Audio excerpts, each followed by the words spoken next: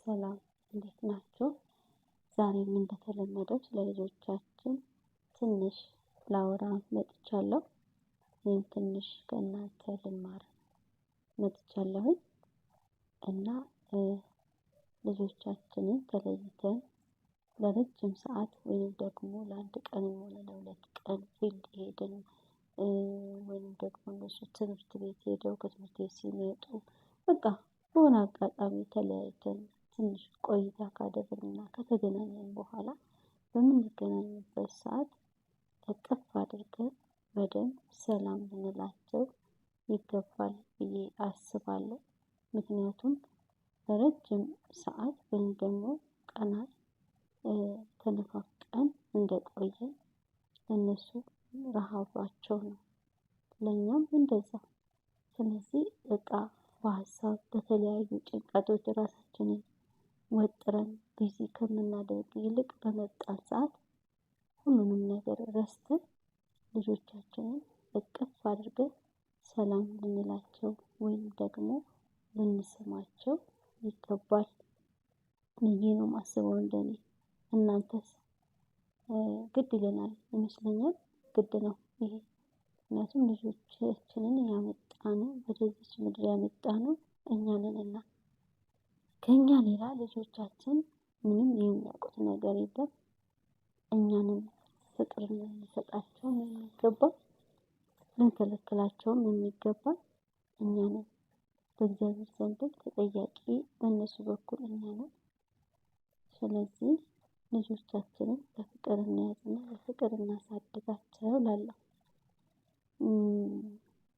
ልጆች አስተዳደጋቸው ላይ ጥንቃቄ ከሌለ ልጆች ይከፋቸዋል። በትንሽ ነገር ሊከፋቸው ይችላል።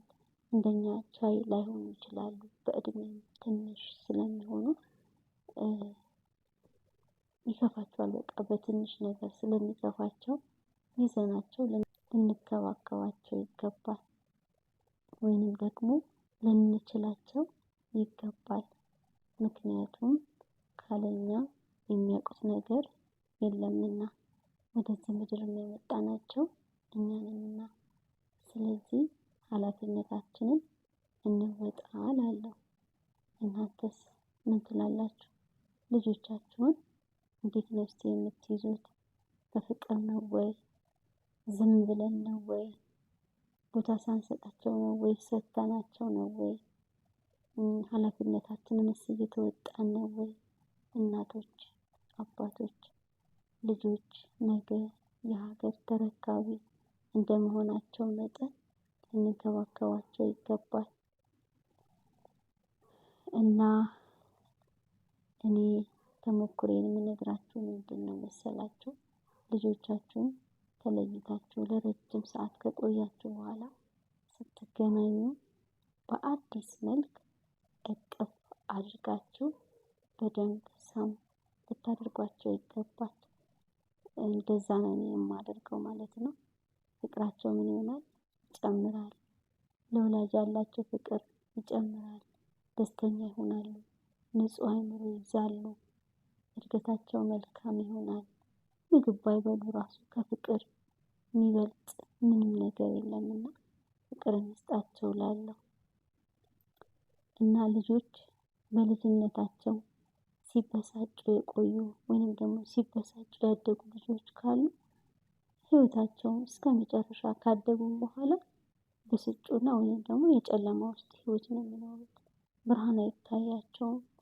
ስለዚህ ለልጆቻችን አሁን ጠዋት በህፃንነታቸው ጀምረን ቦታ ልንሰጣቸው ይገባል። ፍቅር ልንሰጣቸው ይገባል። ግልጽ ልንሆንላቸው ይገባል። ከኛ የሚፈለገውን ነገር ሁሉ ልንወጣላቸው ይገባል። የጎደላቸውን በቃ ብዙ እድገታቸው ላይ የሚፈጠረውን ነገር ሁላ በግልጽ ልናገራቸው ይገባል።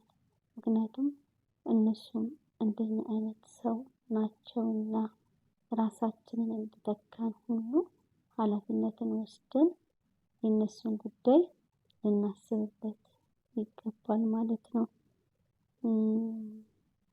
ልጆቻችን